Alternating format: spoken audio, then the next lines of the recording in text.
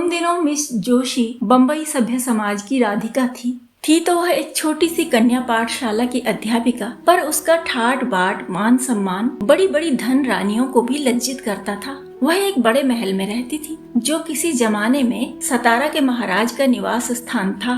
वहाँ सारे दिन नगर के रईसों, राजों, राज कर्मचारियों का तांता लगा रहता था। वह सारे प्रांत के धन और कीर्ति के उपासकों की देवी थी। अगर किसी को खिताब का खब्द था तो वह मिस जोशी की खुशामद करता था। किसी को अपने या अपने संबंधियों के लिए कोई अच्छा ओहदा दिलाने की धुन थी तो वह मिस जोशी की आराधना करता था।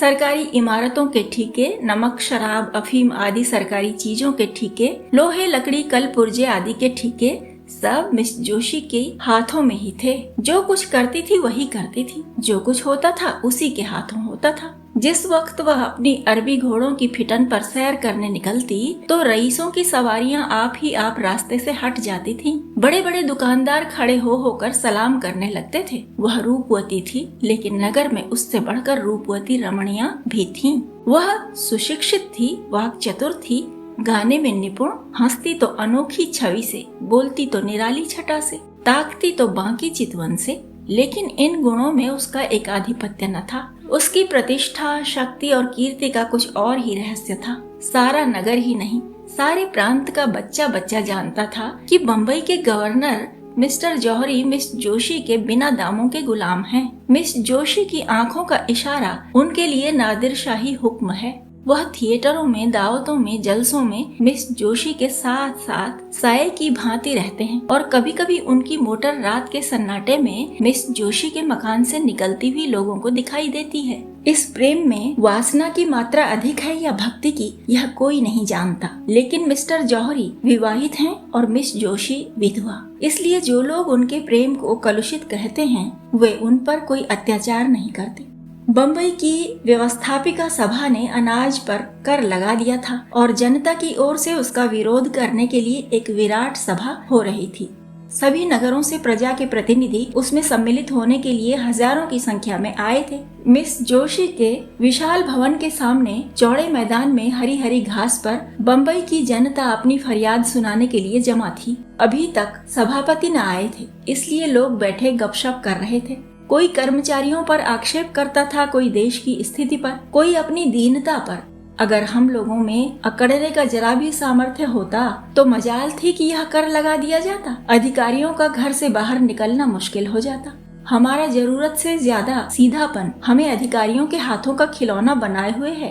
वे जानते हैं कि इन्हें जितना दबाते जाओ उतना दबते जाएंगे, सिर नहीं उठा सकते। सरकार ने भी उपद्रव की आशंका से सशस्त्र पुलिस बुला ली। उस मैदान के चारों कोने पर सिपाहियों के दल डेरा डाले पड़े थे। उनके अफसर घोड़ों पर सवार, हाथ में हंटर लिए जनता के बीच में निशंक भाव से घोड़े दौड़ाते फिरते थे, मानो साफ मैदान है। मिस जोशी के ऊंचे बरामदे में नगर के सभी बड़े बड़े रईस और राज्याधिकारी तमाशा देखने के लिए बैठे हुए थे।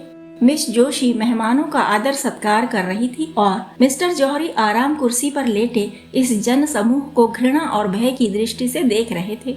सहसा सभापति महाशय आपटे एक किराए के तांगे पर आते दिखाई दिए।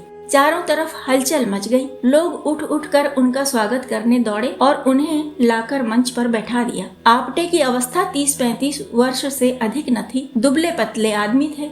मुख पर चिंता का गाढ़ा रंग चढ़ा हुआ, बाल भी पक चले थे। मुख पर सरल हास्य की रेखा झलक रही थी। वह एक सफेद मोटा कुर्ता पहने थे, न पाँव में जूते थे न सिर पर टोपी।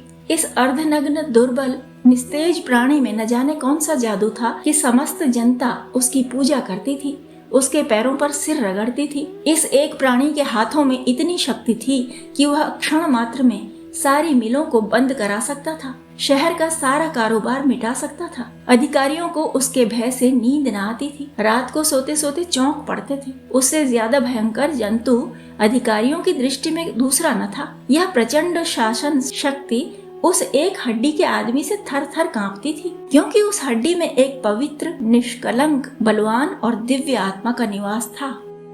2. आपटे ने मंच पर खड़े होकर पहले जनता को शांत चित्त रहने और अहिंसा व्रत पालन करने का आदेश दिया। फिर देश की राजनीतिक स्थिति का वर्णन करने लगे। सहसा उनकी दृष्टि सामने मिस जोशी के बरामदे की ओर गई तो उनका प्रजा दुख पीड़ित हृदय तिलमिला उठा। यहाँ अगणित प्राणी अपनी विपत्ति की फरियाद सुनाने के लिए जमा थे और वहाँ मेजों पर चाय और बिस्कुट, मेवे और फल, बर्फ और शराब की रेल पेल थी। वे लोग इन अभागों को देख देख हंसते और तालियां बजाते थे। जीवन में पहली बार आपटे की जबान काबू से बाहर हो गई। मेघ की भांति गरज कर बोले, इधर तो हमारे भाई दाने दाने को मोहताज हो रहे हैं, उधर अनाज पर कर लगाया जा रहा है, केवल इसलिए कि राज कर्मचारियों के हलवे पूरी में कमी न हो। हम जो देश के राजा हैं, जो छाती फाड़कर धरती से धन निकालते हैं, भूखों मरते हैं, और वे लोग जिन्हें हमने अपने सुख और शांति की व्यवस्था करने के लिए रखा है, हमारे स्वामी बने हुए शराबों की बोतलें उड़ाते हैं। कितनी अनोखी बात है कि स्वामी भूखों मरे और सेवक शराबें उड़ाएं, मेवे खाएं और इटली और स्पेन की मिठाइयाँ चलें। यह किसका अपराध है? क्या सेवकों का? नहीं, कदापि नहीं। हमारा ही अपराध है कि हमने अपने सेवकों को इतना अधिकार दे रखा है।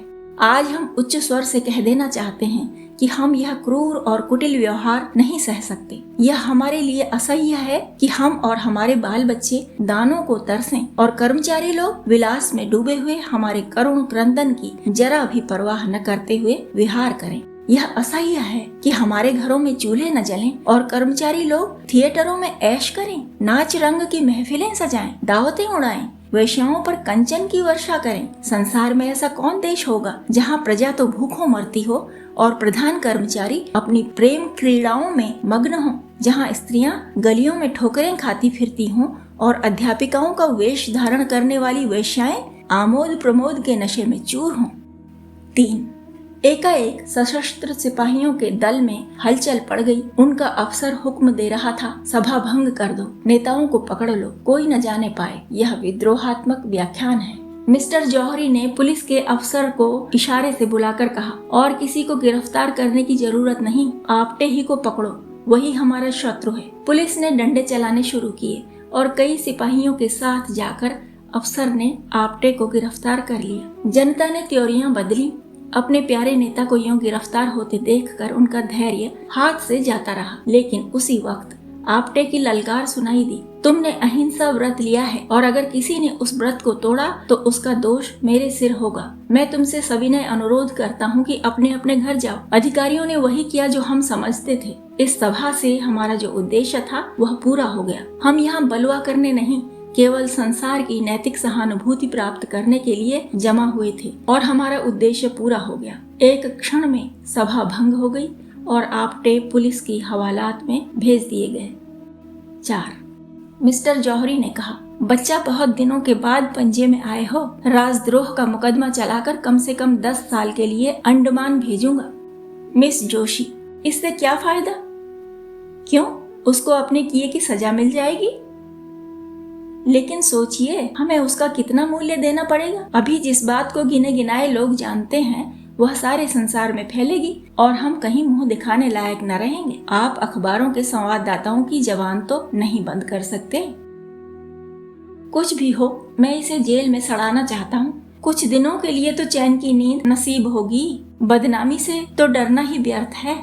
हम प्रांत के सारे समाचार पत्रों को अपने सदाचार का राग अलापने के लिए मोल ले सकते हैं। हम प्रत्येक लांछन को झूठ साबित कर सकते हैं। आपटे पर मिथ्या दोषारोपण का अपराध लगा सकते हैं।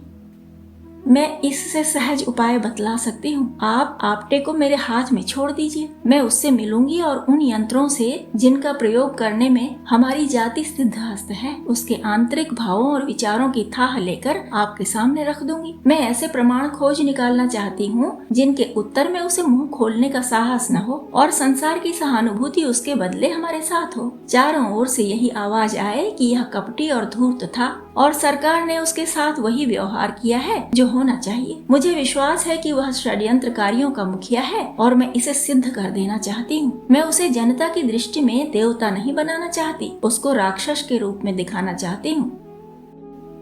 यह काम इतना आसान नहीं है जितना तुमने समझ रखा है। आपटे राजनीति में बड़ा चतुर है।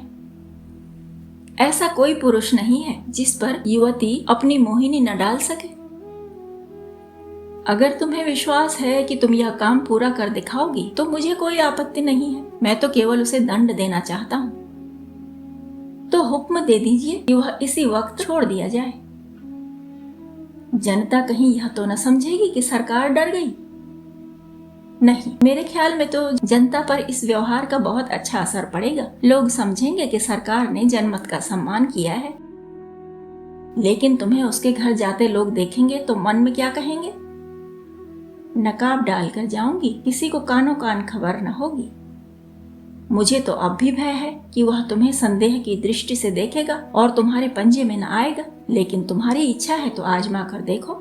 यह कहकर मिस्टर जौहरी ने मिस जोशी को प्रेममय नेत्रों से देखा, हाथ मिलाया और चले गए।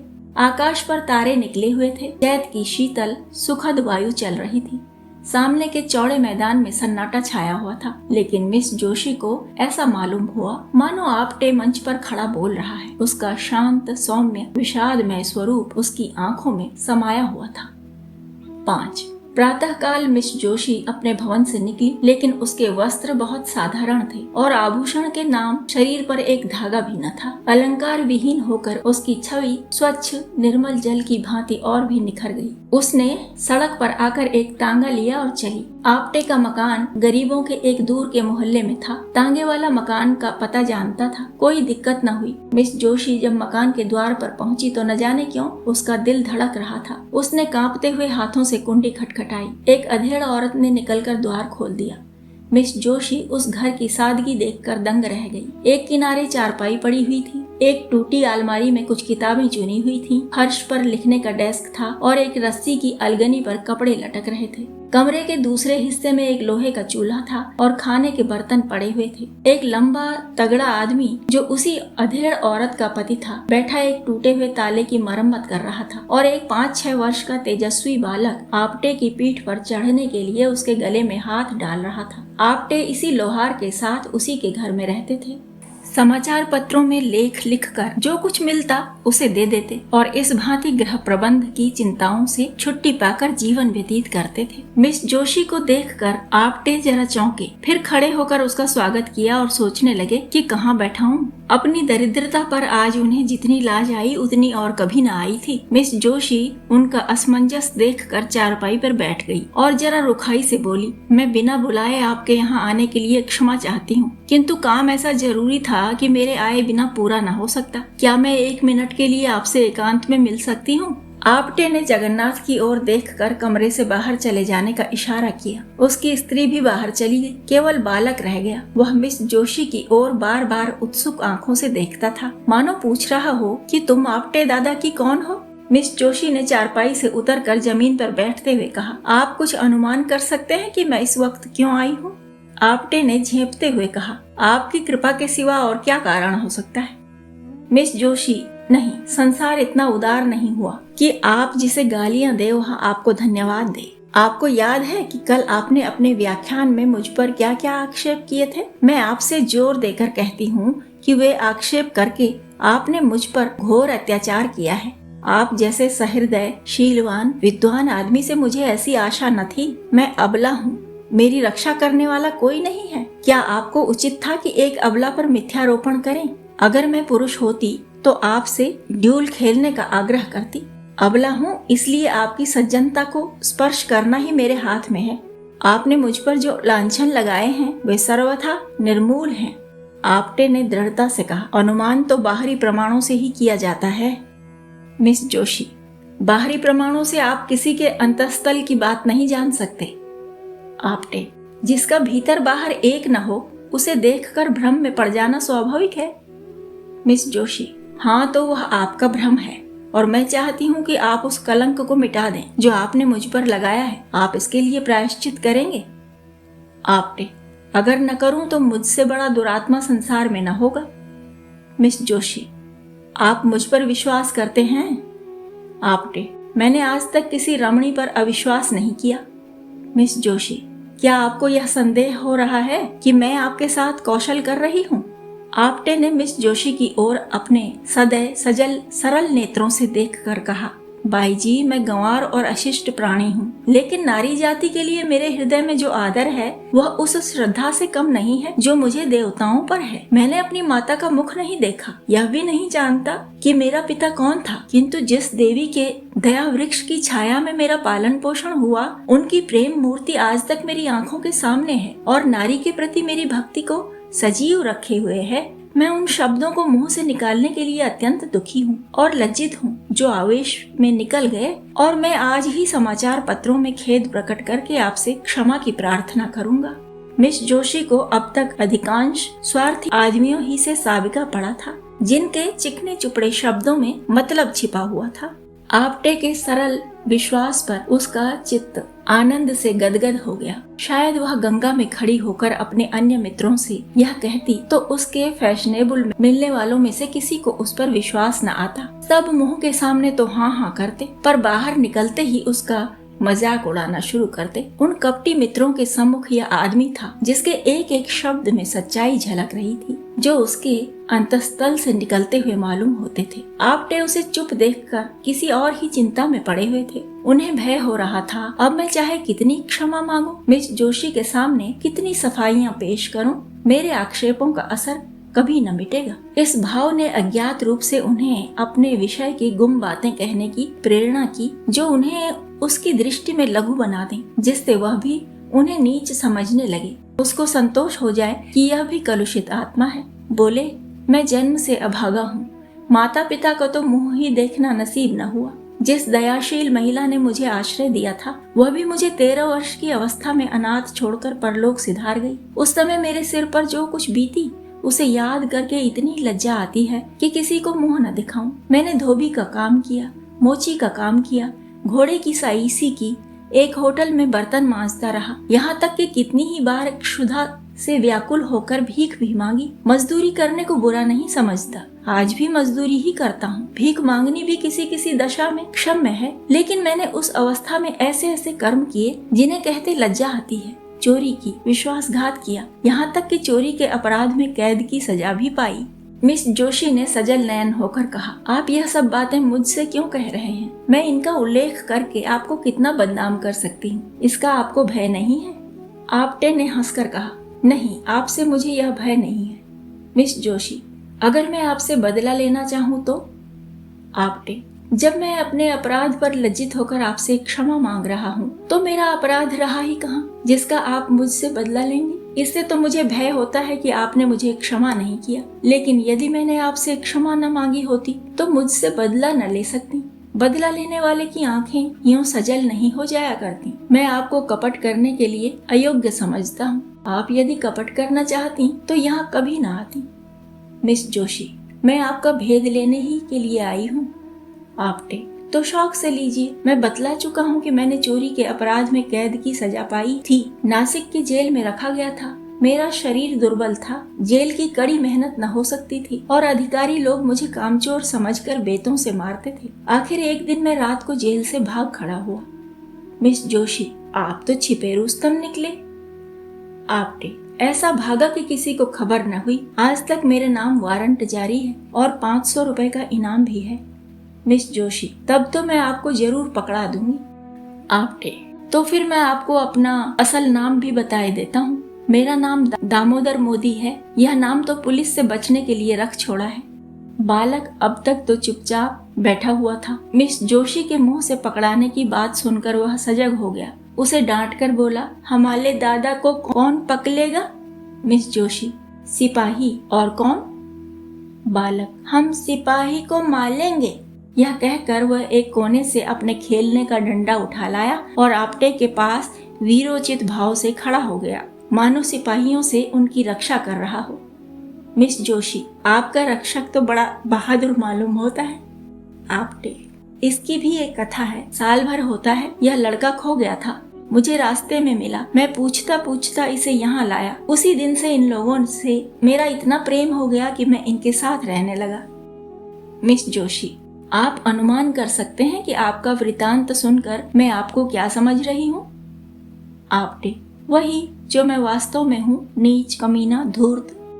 मिस जोशी, नहीं, आप मुझ पर फिर अन्याय कर रहे हैं। पहला अन्याय तो क्षमा कर सकती हूँ, पर यह अन्याय क्षमा नहीं कर सकती। इतनी प्रतिकूल दशाओं में पड़कर भी जिसका हृदय इतना पवित्र, इतना निष्कपट, इतना सदैव हो, वह आदमी नहीं देवता है। भगवान, आपने मुझ पर जो आक्षेप किए वह सत्य है। मैं आपके अनुमान से कहीं भ्रष्ट हूँ। मैं इस योग्य भी नहीं हूँ कि आपकी ओर ताक सकूं। आपने अपने हृदय की विशालता दिखाकर मेरा असली स्वरूप मेरे सामने प्रकट कर दिया। मुझे क्षमा कीजिए, मुझ पर दया कीजिए। यह कहते कहते वह उनके पैरों पर गिर पड़ी। आपटे ने उसे उठा लिया और बोले, मिस जोशी, ईश्वर के लिए मुझे लज्जित न करो। मिस जोशी ने गदगद कंठ से कहा, आप इन दुष्टों के हाथ से मेरा उद्धार कीजिए। मुझे इस योग्य बनाइए कि आपकी विश्वास पात्री बन सकूं। ईश्वर साक्षी है कि मुझे कभी कभी अपनी दशा पर कितना दुख होता है। मैं बार बार चेष्टा करती हूँ कि अपनी दशा सुधारूं, इस विलासिता के जाल को तोड़ दूं जो मेरी आत्मा को चारों तरफ से जकड़े हुए है। पर दुर्बल आत्मा अपने निश्चय पर स्थिर नहीं रहती। मेरा पालन पोषण जिस ढंग से हुआ उसका यह परिणाम होना स्वाभाविक सा मालूम होता है। मेरी उच्च शिक्षा ने गृहिणी जीवन से मेरे मन में घृणा पैदा कर दी। मुझे किसी पुरुष के अधीन रहने का विचार अस्वाभाविक जान पड़ता था। मैं गृहिणी की जिम्मेदारियों और चिंताओं को अपनी मानसिक स्वाधीनता के लिए विषतुल्य समझती थी। मैं तर्क बुद्धि से अपने स्त्रीत्व को मिटा देना चाहती थी। मैं पुरुषों की भांति स्वतंत्रता चाहती थी। क्यों किसी की पाबंद होकर रहूं? क्यों अपनी इच्छाओं को किसी व्यक्ति के सांचे में ढालूं? क्यों किसी को यह कहने का अधिकार दूं कि तुमने यह क्यों किया? दाम्पत्य मेरी निगाह में तुच्छ वस्तु थी।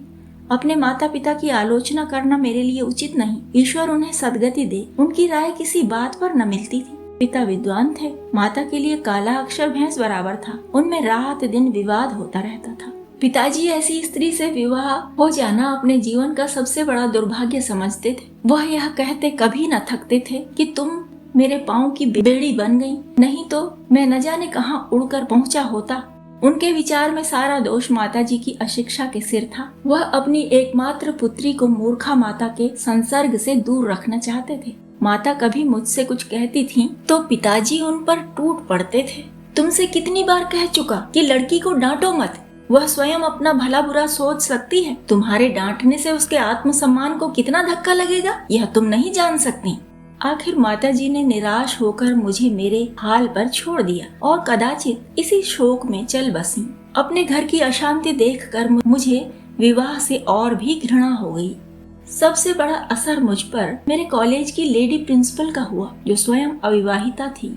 मेरा तो अब यह विचार है कि युवकों की शिक्षा का भार केवल आदर्श चरित्रों पर रहना चाहिए। विलास में रत कॉलेजों के शौकीन प्रोफेसर विद्यार्थियों पर कोई अच्छा असर नहीं डाल सकते।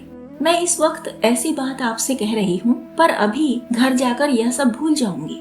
मैं जिस संसार में हूँ उसकी जलवायु ही दूषित है। वहाँ सभी मुझे कीचड़ में लथपथ देखना चाहते हैं। मेरे विलासासक्त रहने में ही उनका स्वार्थ है। आप वह पहले आदमी हैं जिसने मुझ पर विश्वास किया है, जिसने मुझसे निष्कपट व्यवहार किया है। ईश्वर के लिए अब मुझे भूल न जाइएगा। आपटे ने मिस जोशी की ओर वेदनापूर्ण दृष्टि से देखकर कहा, अगर मैं आपकी कुछ सेवा कर सकूं तो यह मेरे लिए सौभाग्य की बात होगी। मिस जोशी, हम सब मिट्टी के पुतले हैं, कोई निर्दोष नहीं। मनुष्य बिगड़ता है तो परिस्थितियों से या पूर्व संस्कारों से। परिस्थितियों का त्याग करने से ही बच सकता है। संस्कारों से गिरने वाले मनुष्य का मार्ग इससे कहीं कठिन है। आपकी आत्मा सुंदर और पवित्र है, केवल परिस्थितियों ने उसे कोहरे की भांति ढक लिया है। अब विवेक का सूर्य उदय हो गया है। ईश्वर ने चाहा तो कोहरा भी मिट जाएगा, लेकिन सबसे पहले उन परिस्थितियों का त्याग करने को तैयार हो जाइए। मिस जोशी, यही आपको करना होगा। आपटे ने चुभती हुई निगाहों से देखकर कहा, वैद्य रोगी को जबरदस्ती दवा पिलाता है। मिस जोशी, मैं सब कुछ करूंगी। मैं कड़वी से कड़वी दवा पीऊंगी यदि आप पिलाएंगे। कल आप मेरे घर आने की कृपा करेंगे शाम को? आपटे, अवश्य आऊंगा। मिस जोशी ने विदा लेते हुए कहा, भूलिएगा नहीं, मैं आपकी राह देखती रहूंगी। अपने रक्षक को भी लाइएगा। यह कहकर उसने बालक को गोद में उठाया और उसे गले से लगाकर बाहर निकल आई। गर्व के मारे उसके पांव जमीन पर न पड़ते थे। मालूम होता था हवा में उड़ी जा रही है। प्यास से तड़पते हुए मनुष्य को नदी का तट नजर आने लगा था। 6 दूसरे दिन प्रातःकाल मिस जोशी ने मेहमानों के नाम दावती कार्ड भेजे और उत्सव मनाने की तैयारियां करने लगी। मिस्टर आप्टे के सम्मान में पार्टी दी जा रही थी। मिस्टर जौहरी ने कार्ड देखा तो मुस्कुराए। अब महाशय इस जाल से बचकर कहाँ जाएंगे। मिस जोशी ने उन्हें फंसाने की यह अच्छी तरकीब निकाली। इस काम में निपुण मालूम होती है। मैंने समझा था आप्टे चालाक आदमी होगा, मगर इन आंदोलनकारी विद्रोहियों को बकवास करने के सिवा और क्या सूझ सकती है। 4 ही बजे से मेहमान लोग आने लगे। नगर के बड़े बड़े अधिकारी, बड़े बड़े व्यापारी, बड़े बड़े विद्वान, प्रधान समाचार पत्रों के संपादक अपनी अपनी महिलाओं के साथ आने लगे। मिस जोशी ने आज अपने अच्छे से अच्छे वस्त्र और आभूषण निकाले हुए थे। जिधर निकल जाती थी मालूम होता था अरुण प्रकाश की छटा चली आ रही है। भवन में चारों तरफ से सुगंध की लपटें आ रही थीं और मधुर संगीत की ध्वनि हवा में गूंज रही थी। 5 बजते बजते मिस्टर जौहरी आ पहुँचे और मिस जोशी से हाथ मिलाते हुए मुस्कुराकर बोले, जी चाहता है तुम्हारे हाथ चूम लूं। अब मुझे विश्वास हो गया कि यह महाशय तुम्हारे पंजे से नहीं निकल सकते। मिसेज पेटिट बोली, मिस जोशी दिलों का शिकार करने ही के लिए बनाई गई हैं। मिस्टर सोराब जी, मैंने सुना है आप्टे बिल्कुल गंवार सा आदमी है। मिस्टर भरूचा, किसी यूनिवर्सिटी में शिक्षा ही नहीं पाई, सभ्यता कहाँ से आती। मिसेज भरूचा, आज उसे खूब बनाना चाहिए।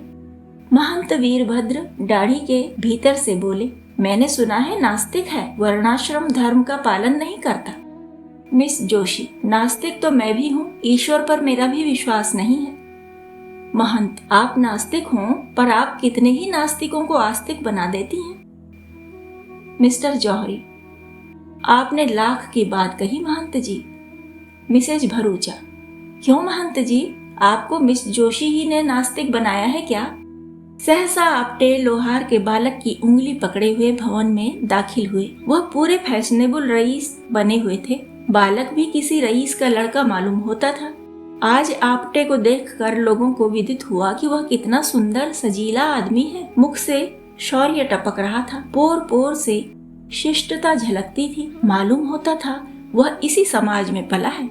लोग देख रहे थे कि वह कहीं चूके और तालियां बजाएं, कहीं फिसले और कहकहे लगाएं, पर आप्टे मंजे हुए खिलाड़ी की भांति जो कदम उठाता था वह सधा हुआ, जो हाथ दिखलाता था वह जमा हुआ।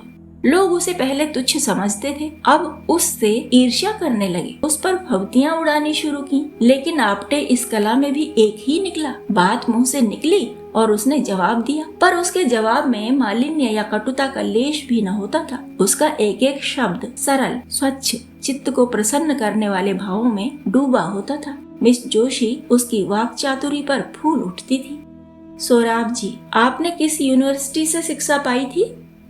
आप्टे, यूनिवर्सिटी में शिक्षा पाई होती तो आज मैं भी शिक्षा विभाग का अध्यक्ष न होता। मिसेज भरूचा, मैं तो आपको भयंकर जंतु समझती थी। आप्टे ने मुस्कुराकर कहा, आपने मुझे महिलाओं के सामने न देखा होगा। सहसा मिस जोशी अपने सोने के कमरे में गई और अपने सारे वस्त्राभूषण उतार फेंके। उसके मुख से शुभ संकल्प का तेज निकल रहा था। नेत्रों से दबी ज्योति प्रस्फुटित हो रही थी, मानो किसी देवता ने उसे वरदान दिया हो। उसने सजे हुए कमरे को घृणा के नेत्रों से देखा, अपने आभूषणों को पैरों से ठुकरा दिया और एक मोटी साफ साड़ी पहनकर बाहर निकली। आज प्रातः काल ही उसने यह साड़ी मंगा ली थी। उसे इस नए वेश में देखकर सब लोग चकित हो गए। काया पलट कैसी! सहसा किसी की आंखों को विश्वास न आया, किंतु मिस्टर जौहरी बगलें बजाने लगे। मिस जोशी ने इसे फंसाने के लिए यह कोई नया स्वांग रचा है। मित्रों, आपको याद है परसों महाशय आप्टे ने मुझे कितनी गालियां दी थीं। यह महाशय खड़े हैं। आज मैं इन्हें उस दुर्व्यवहार का दंड देना चाहती हूँ। मैं कल इनके मकान पर जाकर इनके जीवन के सारे गुप्त रहस्यों को जान आई। यह जो जनता की भीड़ में गरजते फिरते हैं, मेरे एक ही निशाने में गिर पड़े। मैं उन रहस्यों को खोलने में अब विलंब न करूंगी। आप लोग अधीर हो रहे होंगे। मैंने जो कुछ देखा वह इतना भयंकर है कि उसका वृतांत सुनकर शायद आप लोगों को मूर्छा आ जाएगी। अब मुझे लेश मात्र भी संदेह नहीं है कि यह महाशय पक्के विद्रोही हैं। मिस्टर जौहरी ने ताली बजाई और तालियों से हॉल गूंज उठा। मिस जोशी, लेकिन राज के द्रोही नहीं, अन्याय के द्रोही, दमन के द्रोही, अभिमान के द्रोही। चारों ओर सन्नाटा छा गया। लोग विस्मित होकर एक दूसरे को ताकने लगे। मिस जोशी, महाशय आप्टे ने गुप्त रूप से शस्त्र जमा किए हैं और गुप्त रूप से हत्याएं की हैं। मिस्टर जौहरी ने तालियां बजाईं और तालियों का दोंगड़ा बरस गया। मिस जोशी, लेकिन किसकी हत्या? दुख की, दरिद्रता की, प्रजा के कष्टों की, हठधर्मी की और अपने स्वार्थ की। चारों ओर फिर सन्नाटा छा गया और लोग चकित हो होकर एक दूसरे की ओर ताकने लगे, मानो उन्हें अपने कानों पर विश्वास नहीं है। मिस जोशी, महाराज आप्टे ने गुप्त रूप से डकैतियां की हैं और कर रहे हैं। अब की किसी ने ताली न बजाई। लोग सुनना चाहते थे कि देखें आगे क्या कहती है। उन्होंने मुझ पर भी हाथ साफ किया है, मेरा सब कुछ अपहरण कर लिया है, यहाँ तक कि अब मैं निराधार हूँ और उनके चरणों के सिवा मेरे लिए और कोई आश्रय नहीं है। प्राणधार, इस अबला को अपने चरणों में स्थान दो, उसे डूबने से बचाओ। मैं जानती हूँ तुम मुझे निराश न करोगे। यह कहते कहते वह जाकर आप्टे के चरणों पर गिर पड़ी। सारी मंडली स्तंभित रह गई। 7 एक सप्ताह गुजर चुका था। आप्टे पुलिस की हिरासत में थे। उन पर अभियोग चलाने की तैयारियां हो रही थीं। सारे प्रांत में हलचल मची हुई थी। नगर में रोज सभाएं होती थीं। पुलिस रोज 10-5 आदमियों को पकड़ती थी। समाचार पत्रों में जोरों के साथ वाद विवाद हो रहा था। रात के 9 बज गए थे। मिस्टर जौहरी राजभवन में मेज पर बैठे हुए सोच रहे थे कि मिस जोशी को क्यों कर वापस लाएं। उसी दिन से उनकी छाती पर सांप लौट रहा था। उसकी सूरत एक क्षण के लिए आंखों से न उतरती थी। वह सोच रहे थे, इसने मेरे साथ ऐसी दगा की, मैंने इसके लिए क्या कुछ न किया। इसकी कौन सी इच्छा थी जो मैंने पूरी नहीं की, और इसी ने मुझसे बेवफाई की। नहीं, कभी नहीं। मैं इसके बगैर जिंदा नहीं रह सकता। दुनिया चाहे मुझे बदनाम करे, हत्यारा कहे, चाहे मुझे पद से हाथ धोना पड़े, लेकिन आप्टे को न छोड़ूंगा। इस रोड़े को रास्ते से हटा दूंगा। इस कांटे को पहलू से निकाल बाहर करूंगा। सहसा कमरे का द्वार खुला और मिस जोशी ने प्रवेश किया। मिस्टर जौहरी हक बकाकर कुर्सी पर से उठ खड़े हुए और यह सोच कर कि शायद मिस जोशी उधर से निराश होकर मेरे पास आई है, कुछ रूखे लेकिन नम्र भाव से बोले, आओ बाला, तुम्हारी याद में बैठा था। तुम कितनी ही बेवफाई करो, पर तुम्हारी याद मेरे दिल से नहीं निकल सकती। मिस जोशी, आप केवल जबान से कहते हैं। मिस्टर जौहरी, क्या दिल चीर कर दिखा दूं? मिस जोशी, प्रेम प्रतिकार नहीं करता, प्रेम से दुराग्रह नहीं होता। आप मेरे खून के प्यासे हो रहे हैं, उस पर भी आप कहते हैं मैं तुम्हारी याद करता हूँ। आपने मेरे स्वामी को हिरासत में डाल रखा है, यह प्रेम है? आखिर आप मुझसे क्या चाहते हैं? अगर आप समझ रहे हो कि इन सख्तियों से डरकर मैं आपके शरण आ जाऊंगी, तो आपका भ्रम है। आपको अख्तियार है कि आप्टे को काले पानी भेज दें, फांसी पर चढ़ा दें, लेकिन इसका मुझ पर कोई असर न होगा। वह मेरे स्वामी है, मैं उनको अपना स्वामी समझती हूँ। उन्होंने अपनी विशाल उदारता से मेरा उद्धार किया। आप मुझे विषय के फंदों में फंसाते थे, मेरी आत्मा को कलुषित करते थे। कभी आपको यह ख्याल आया कि इसकी आत्मा पर क्या बीत रही होगी? आप मुझे आत्मशून्य समझते थे। इस देव पुरुष ने अपनी निर्मल स्वच्छ आत्मा के आकर्षण से मुझे पहली ही मुलाकात में खींच लिया। मैं उसकी हो गई और मरते दम तक उसी की रहूंगी। उस मार्ग से अब आप मुझे नहीं हटा सकते। मुझे एक सच्ची आस्था की जरूरत थी, वह मुझे मिल गई। उसे पाकर अब तीनों लोक की संपदा मेरी आंखों में तुच्छ है। मैं उनके वियोग में चाहे प्राण दे दूं, पर आपके काम नहीं आ सकती। मिस्टर जौहरी, मिस जोशी, प्रेम उदार नहीं होता, क्षमाशील नहीं होता। मेरे लिए तुम सर्वस्व हो, जब तक मैं समझता हूँ कि तुम मेरी हो। अगर तुम मेरी नहीं हो सकती, तो मुझे इसकी क्या चिंता हो सकती है कि तुम किस दिशा में हो? मिस जोशी, यह आपका अंतिम निश्चय है? मिस्टर जौहरी, अगर मैं कह दूं कि हाँ तो? मिस जोशी ने सीने से पिस्तौल निकाल कर कहा, तो पहले आपकी लाश जमीन पर फड़कती होगी और आपके बाद मेरी। बोलिए, यह आपका अंतिम निश्चय है? यह कहकर मिस जोशी ने जौहरी की तरफ पिस्तौल सीधा किया। जौहरी कुर्सी से उठ खड़े हुए और मुस्कुराकर बोले, क्या तुम मेरे लिए कभी इतना साहस कर सकती थी? कदापि नहीं। अब मुझे विश्वास हो गया कि मैं तुम्हें नहीं पा सकता। जाओ, तुम्हारा आप्टे तुम्हें मुबारक हो। उस पर से अभियोग उठा लिया जाएगा। पवित्र प्रेम ही में यह साहस है। अब मुझे विश्वास हो गया कि तुम्हारा प्रेम पवित्र है। अगर कोई पुराना पापी भविष्यवाणी कर सकता है, तो मैं कहता हूँ कि वह दिन दूर नहीं जब तुम इस भवन की स्वामिनी होगी। आप्टे ने मुझे प्रेम के क्षेत्र में नहीं, राजनीति के क्षेत्र में भी परास्त कर दिया। सच्चा आदमी एक मुलाकात में ही जीवन को बदल सकता है, आत्मा को जगा सकता है और अज्ञान को मिटाकर प्रकाश की ज्योति फैला सकता है। यह आज सिद्ध हो गया। जब नमक का नया विभाग बना और ईश्वर प्रदत्त वस्तु के व्यवहार करने का निषेध हो गया तो लोग चोरी छिपे इसका व्यापार करने लगे। अनेक प्रकार के छल प्रपंचों का सूत्रपात हुआ। कोई घूस से काम निकालता था, कोई चालाकी से। अधिकारियों के पौ 12 थे। पटवारीगिरी का सर्वसम्मानित पद छोड़ छोड़कर लोग इस विभाग की बरकंदाजी करते थे। इसके दारोगा पद के लिए तो वकीलों का भी जी ललचाता था। यह वह समय था जब अंग्रेजी शिक्षा और ईसाई मत को लोग एक ही वस्तु समझते थे।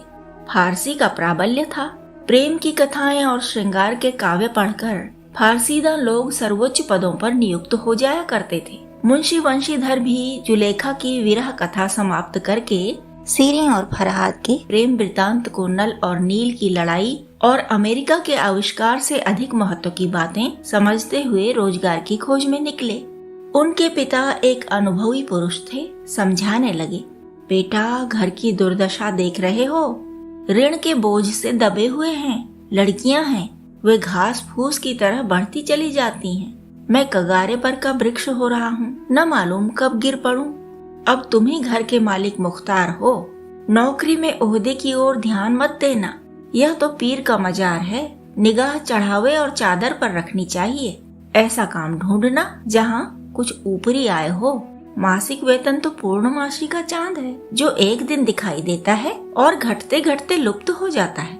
ऊपरी आय बहता हुआ स्रोत है जिससे सदैव प्यास बुझती है। वेतन मनुष्य देता है, इसी से उसमें वृद्धि नहीं होती। ऊपरी आमदनी ईश्वर देता है, इसी से उसकी बरकत होती है। तुम स्वयं विद्वान हो, तुम्हें क्या समझाऊं? इस विषय में विवेक की बड़ी आवश्यकता है। मनुष्य को देखो, उसकी आवश्यकता को देखो और अवसर को देखो। उसके उपरांत जो उचित समझो करो। गरज वाले आदमी के साथ कठोरता करने में लाभ ही लाभ है, लेकिन बेगरज को दांव पर पाना जरा कठिन है। इन बातों को निगाह में बांध लो, यह मेरी जन्म भर की कमाई है। इस उपदेश के बाद पिताजी ने आशीर्वाद दिया। वंशीधर आज्ञाकारी पुत्र थे। ये बातें ध्यान से सुनी और तब घर से चल खड़े हुए। इस विस्तृत संसार में उनके लिए धैर्य अपना मित्र, बुद्धि अपनी पथ प्रदर्शक और आत्मावलंबन ही अपना सहायक था। लेकिन अच्छे शकुन से चले थे। जाते ही जाते नमक विभाग के दरोगा पद पर प्रतिष्ठित हो गए। वेतन अच्छा और ऊपरी आय का तो ठिकाना ही न था। वृद्ध मुंशी जी को सुख संवाद मिला तो फूले न समाये। महाजन कुछ नरम पड़े। कलवार की आशा लता लहलहाई। पड़ोसियों के हृदय में शूल उठने लगे। जाड़े के दिन थे और रात का समय। नमक के सिपाही चौकीदार नशे में मस्त थे। मुंशी वंशीधर को यहाँ आए अभी 6 महीनों से अधिक न हुए थे, लेकिन इस थोड़े समय में ही उन्होंने अपनी कार्यकुशलता और उत्तम आचार से अफसरों को मोहित कर लिया था। अफसर लोग उन पर बहुत विश्वास करने लगे। नमक के दफ्तर से 1 मील पूर्व की ओर जमुना बहती थी। उस पर नावों का एक पुल बना हुआ था। दारोगा जी किवाड़ बंद किए मीठी नींद सो रहे थे। अचानक आंख खुली तो नदी के प्रवाह की जगह गाड़ियों की गड़गड़ाहट तथा मल्लाहों का कोलाहल सुनाई दिया। वे उठ बैठे। इतनी रात गए गाड़ियां क्यों नदी के पार जाती हैं? अवश्य कुछ न कुछ गोलमाल है। तर्क ने भ्रम को पुष्ट किया। वर्दी पहनी, तमंचा जेब में रखा और बात की बात में घोड़ा बढ़ाए हुए पुल पर आ पहुँचे। गाड़ियों की एक लंबी कतार पुल के पार जाती देखी। डांट कर पूछा, किसकी गाड़ियां हैं? थोड़ी देर तक सन्नाटा रहा।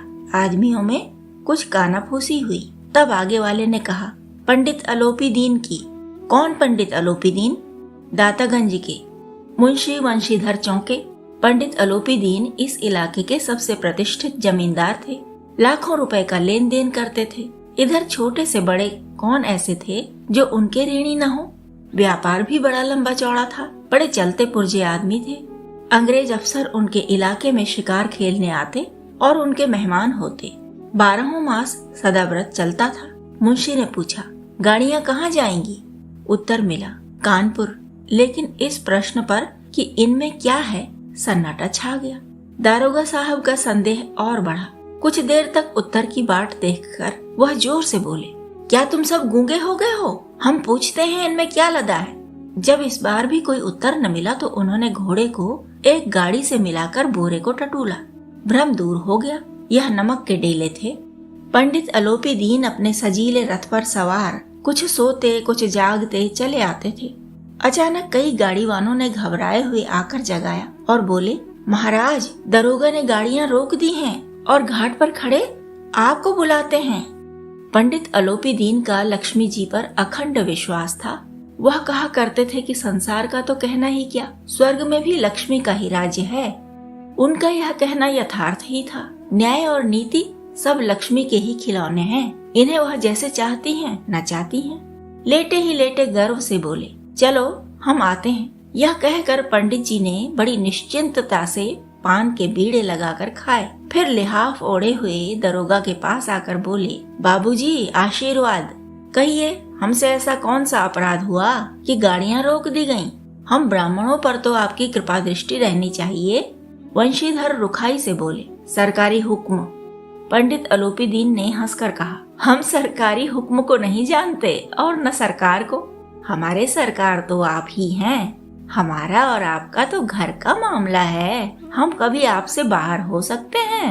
आपने व्यर्थ का कष्ट उठाया। यह हो नहीं सकता कि इधर से जाएं और इस घाट के देवता को भेंट न चढ़ावें। मैं तो आपकी सेवा में स्वयं ही आ रहा था। वंशीधर पर ऐश्वर्य की मोहिनी वंशी का कुछ प्रभाव न पड़ा। ईमानदारी की नई उमंग थी। कड़क कर बोले, हम उन नमक हरामों में नहीं हैं जो कौड़ियों पर अपना ईमान बेचते फिरते हैं। आप इस समय हिरासत में हैं। आपको कायदे के अनुसार चलना होगा। बस मुझे अधिक बातों की फुर्सत नहीं है। जमादार बदलू सिंह, तुम इन्हें हिरासत में ले चलो, मैं हुक्म देता हूँ। पंडित अलोपी दीन स्तंभित हो गए। गाड़ी वालों में हलचल मच गई। पंडित जी के जीवन में कदाचित यह पहला ही अवसर था कि पंडित जी को ऐसी कठोर बातें सुननी पड़ी। बदलू सिंह आगे बढ़ा, किंतु रौब के मारे यह साहस न हुआ कि उनका हाथ पकड़ सके। पंडित जी ने धर्म को धन का ऐसा निरादर करते कभी न देखा था। विचार किया कि यह अभी उद्दंड लड़का है, माया मोह के जाल में अभी नहीं पड़ा, अल्हड़ है, झिझकता है। बहुत दीन भाव से बोले, बाबू साहब ऐसा न कीजिए, हम मिट जाएंगे, इज्जत धूल में मिल जाएगी। हमारा अपमान करने से आपके हाथ क्या आएगा? हम किसी तरह आपसे बाहर थोड़े ही हैं। वंशीधर ने कठोर स्वर में कहा, हम ऐसी बातें नहीं सुनना चाहते।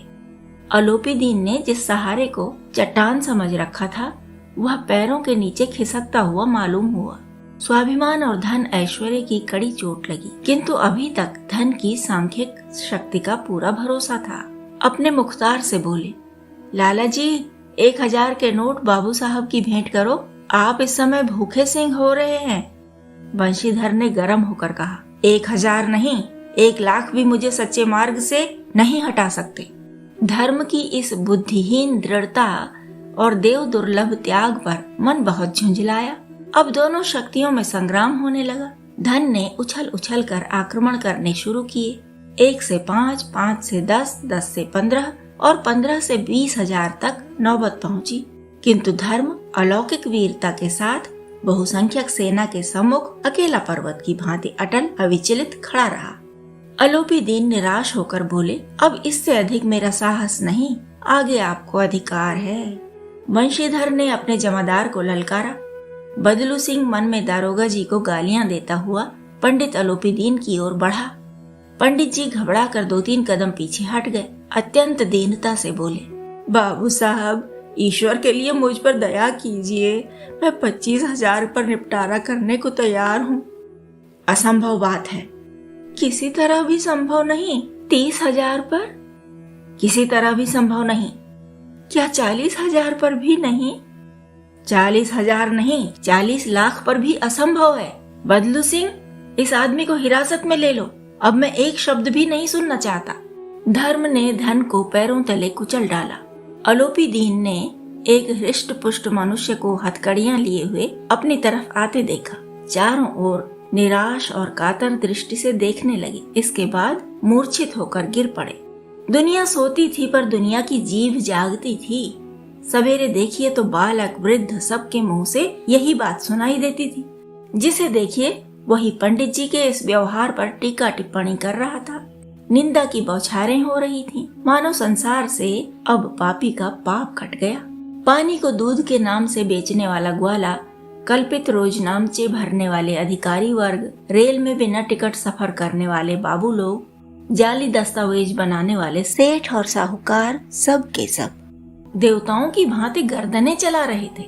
जब दूसरे दिन पंडित अलोपीदीन अभियुक्त होकर कांस्टेबलों के साथ हाथों में हथकड़ियां, हृदय में ग्लानि और क्षोभ भरे, लज्जा से गर्दन झुकाए अदालत की तरफ चले तो सारे शहर में हलचल मच गई।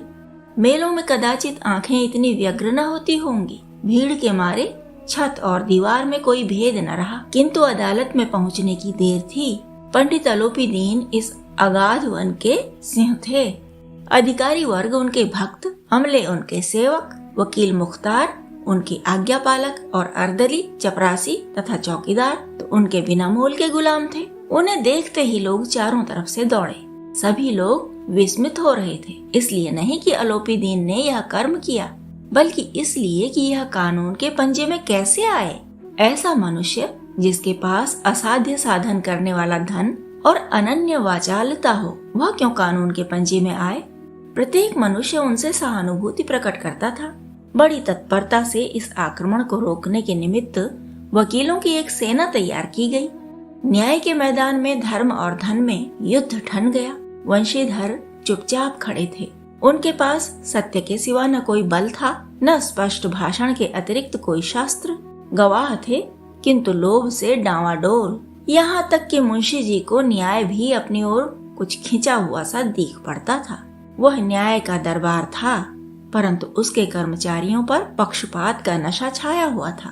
किंतु पक्षपात और न्याय का क्या मेल। जहाँ पक्षपात हो वहाँ न्याय की कल्पना नहीं की जा सकती। मुकदमा शीघ्र ही समाप्त हो गया। डिप्टी मजिस्ट्रेट ने अपनी तजवीज में लिखा, पंडित अलोपीदीन के विरुद्ध दिए गए प्रमाण निर्मूल और भ्रमात्मक हैं। वह एक बड़े भारी आदमी हैं। यह बात कल्पना के बाहर है कि उन्होंने थोड़े लाभ के लिए ऐसा दुस्साहस किया हो। यद्यपि नमक के दरोगा मुंशी वंशीधर का अधिक दोष नहीं है, लेकिन यह बड़े खेद की बात है कि उसकी उद्दंडता और विचारहीनता के कारण एक भले मानुष को कष्ट झेलना पड़ा। हम प्रसन्न हैं कि वह अपने काम में सजग और सचेत रहता है, किंतु नमक के मुकदमे की बढ़ी हुई नमक से हलाली ने उसके विवेक और बुद्धि को भ्रष्ट कर दिया। भविष्य में होशियार रहना चाहिए। वकीलों ने यह फैसला सुना और उछल पड़े। पंडित अलोपीदीन मुस्कुराते हुए बाहर निकले। स्वजन बांधवों ने रुपए की लूट की। उदारता का सागर उमड़ पड़ा। उसकी लहरों ने अदालत की नींव तक हिला दी। जब वंशीधर बाहर निकले तो चारों ओर उनके ऊपर व्यंग्य बाणों की वर्षा होने लगी। चपरासियों ने झुक झुक कर सलाम किए, किंतु इस समय एक कटु वाक्य, एक एक संकेत उनकी गर्वाग्नि को प्रज्वलित कर रहा था। कदाचित इस मुकदमे में सफल होकर वह इस तरह अकड़ते हुए न चलते। आज उन्हें संसार का एक खेदजनक विचित्र अनुभव हुआ। न्याय और विद्वता, लंबी चौड़ी उपाधियां, बड़ी बड़ी दाढ़ियां, ढीले चोगे, एक भी सच्चे आदर का पात्र नहीं है। वंशीधर ने धन से बैर मोल लिया था। उसका मूल्य चुकाना अनिवार्य था। कठिनता से एक सप्ताह बीता होगा कि मुअत्तली का परवाना आ पहुंचा। कार्यपरायणता का दंड मिला। बेचारे भग्न हृदय शोक और खेद से व्यथित घर को चले। बूढ़े मुंशी जी तो पहले ही से कुड़बुड़ा रहे थे कि चलते चलते इस लड़के को समझाया था, लेकिन इसने एक न सुनी। सब मनमानी करता है। हम तो कलवार और कसाई के तगादे सहे, बुढ़ापे में भगत बनकर बैठे और वहाँ बस वही सूखी तनख्वाह। हमने भी तो नौकरी की है और कोई ओहदेदार नहीं थे, लेकिन काम किया, दिल खोल कर किया। और आप ईमानदार बनने चले हैं। घर में चाहे अंधेरा हो, मस्जिद में अवश्य दिया जलाएंगे। खेद ऐसी समझ पर पढ़ना लिखना सब अकारत गया। इसके थोड़े ही दिनों बाद जब मुंशी वंशीधर इस दुरावस्था में घर पहुँचे और बूढ़े पिताजी ने समाचार सुना तो सिर पीट लिया। बोले, जी चाहता है कि तुम्हारा और अपना सिर फोड़ लूं। बहुत देर तक पछता पछता कर हाथ मलते रहे। क्रोध में कुछ कठोर बातें भी कहीं, और यदि वंशीधर वहाँ से टल न जाता तो अवश्य ही यह क्रोध विकट रूप धारण करता। वृद्ध माता को भी दुख हुआ। जगन्नाथ और रामेश्वर यात्रा की कामनाएं मिट्टी में मिल गईं। पत्नी ने कई दिनों तक सीधे मुंह बात तक नहीं की। इसी प्रकार एक सप्ताह बीत गया। संध्या का समय था। बूढ़े मुंशी जी बैठे बैठे राम नाम की माला जप रहे थे। इसी समय उनके द्वार पर सजा हुआ रथ आकर रुका। हरे और गुलाबी पर्दे, पछैये बैलों की जोड़ी, उनकी गर्दन में नीले धागे, सींग पीतल से जड़े हुए। कई नौकर लाठियां कंधों पर रखे साथ थे। मुंशी जी अगवानी को दौड़े, देखा तो पंडित अलोपीदीन हैं। झुककर दंडवत की और लल्लो चप्पो की बातें करने लगे। हमारा भाग्य उदय हुआ जो आपके चरण इस द्वार पर आए। आप हमारे पूज्य देवता हैं। आपको कौन सा मुंह दिखावें? मुंह में तो कालिख लगी हुई है, किंतु क्या करें, लड़का अभागा कपूत है, नहीं तो आपसे क्या मुंह छिपाना पड़ता। ईश्वर ने संतान चाहे रखे, पर ऐसी संतान न दे। अलोपीदीन ने कहा, नहीं भाई साहब, ऐसा न कहिए। मुंशी जी ने चकित होकर कहा, ऐसी संतान को और क्या कहूँ? अलोपीदीन ने वात्सल्यपूर्ण स्वर में कहा, कुल तिलक और पुरखों की कीर्ति उज्जवल करने वाले संसार में ऐसे कितने धर्मपरायण मनुष्य हैं जो धर्म पर अपना सब कुछ अर्पण कर सकें। पंडित अलोपीदीन ने वंशीधर से कहा, दरोगा जी, इसे खुशामद न समझिए। खुशामद करने के लिए मुझे इतना कष्ट उठाने की जरूरत न थी। उस रात को आपने अपने अधिकार बल से अपनी हिरासत में लिया था, किंतु आज मैं स्वेच्छा से आपकी हिरासत में आया हूँ। मैंने हजारों रईस और अमीर देखे, हजारों उच्च पदाधिकारियों से काम पड़ा, किंतु परास्त किया तो आपने। मैंने सबको अपना और अपने धन का गुलाम बनाकर छोड़ दिया। मुझे आज्ञा दीजिए कि आपसे कुछ विनय करूं। वंशीधर ने अलोपीदीन को आते देखा तो उठकर सत्कार किया, किंतु स्वाभिमान सहित। समझ गए कि यह महाशय मुझे लज्जित करने और जलाने आए हैं। क्षमा प्रार्थना की चेष्टा नहीं की, वरन उन्हें अपने पिता की यह ठकुर सुहाती की बात असह्य सी प्रतीत हुई। पर पंडित जी की बातें सुनी तो मन की मैल मिट गई। पंडित जी की ओर उड़ती हुई दृष्टि से देखा, सद्भाव झलक रहा था। गर्व ने अब लज्जा के सामने सिर झुका दिया। शर्माते हुए बोले, यह आपकी उदारता है जो ऐसा कहते हैं। मुझसे जो कुछ अविनय हुई है उसे क्षमा कीजिए। मैं धर्म की बेड़ी में जकड़ा हुआ था, नहीं तो वैसे मैं आपका दास हूँ। जो आज्ञा होगी वह मेरे सिर माथे पर। अलोपीदीन ने विनीत भाव से कहा, नदी तट पर आपने मेरी प्रार्थना नहीं स्वीकार की थी, किंतु आज स्वीकार करनी पड़ेगी। वंशीधर बोले, मैं किस योग्य हूँ, किंतु जो कुछ सेवा मुझसे हो सकेगी उसमें त्रुटि न होगी। अलोपीदीन ने एक स्टाम्प लगा हुआ पत्र निकाला और उसे वंशीधर के सामने रख कर बोले, इस पद को स्वीकार कीजिए और अपने हस्ताक्षर कर दीजिए। मैं ब्राह्मण हूँ, जब तक यह सवाल पूरा न कीजिएगा द्वार से न हटूंगा। मुंशी वंशीधर ने उस कागज को पढ़ा तो कृतज्ञता से आंखों में आंसू भर आए। पंडित अलोपीदीन ने उनको अपनी सारी जायदाद का स्थायी मैनेजर नियत किया था। 6000 वार्षिक वेतन के अतिरिक्त रोजाना खर्च अलग, सवारी के लिए घोड़ा, रहने को बंगला, नौकर चाकर मुफ्त। कंपित स्वर में बोले, पंडित जी, मुझ में इतनी सामर्थ्य नहीं है कि आपकी उदारता की प्रशंसा कर सकूं, किंतु ऐसे उच्च पद के योग्य नहीं हूँ। अलोपीदीन हंसकर बोले, मुझे इस समय एक अयोग्य मनुष्य की ही जरूरत है। वंशीधर ने गंभीर भाव से कहा, यूं मैं आपका दास हूँ। आप जैसे कीर्तिवान सज्जन पुरुष की सेवा करना मेरे लिए सौभाग्य की बात है, किंतु मुझ में न विद्या है, न बुद्धि, न वह स्वभाव जो त्रुटियों की पूर्ति कर देता है। ऐसे महान कार्य के लिए एक बड़े मर्मज्ञ, अनुभवी मनुष्य की जरूरत है। अलोपीदीन ने कलमदान से कलम निकाली और उसे वंशीधर के हाथ में देकर बोले, न मुझे विद्वता की चाह है, न अनुभव की, न मर्मज्ञता की, न कार्यकुशलता की। इन गुणों के महत्व को खूब पा चुका हूँ। अब सौभाग्य और सुअवसर ने मुझे वह मोती दे दिया जिसके सामने योग्यता और विद्वता की चमक फीकी पड़ जाती है। यह कलम लीजिए, अधिक सोच विचार न कीजिए, दस्तखत कर दीजिए। परमात्मा से यही प्रार्थना है कि वह आपको सदैव वही नदी के किनारे वाला बेमुरावत, उद्दंड, कठोर परंतु धर्मनिष्ठ दारोगा बनाए रखे। वंशीधर की आंखें डबडबा आईं। हृदय के संकुचित पात्र में इतना एहसान न समा सका। एक बार फिर पंडित जी की ओर भक्ति और श्रद्धा की दृष्टि से देखा और कांपते हुए हाथ से मैनेजरी के कागज पर हस्ताक्षर कर दिए। अलोपीदीन ने प्रफुल्लित होकर उन्हें गले लगा लिया।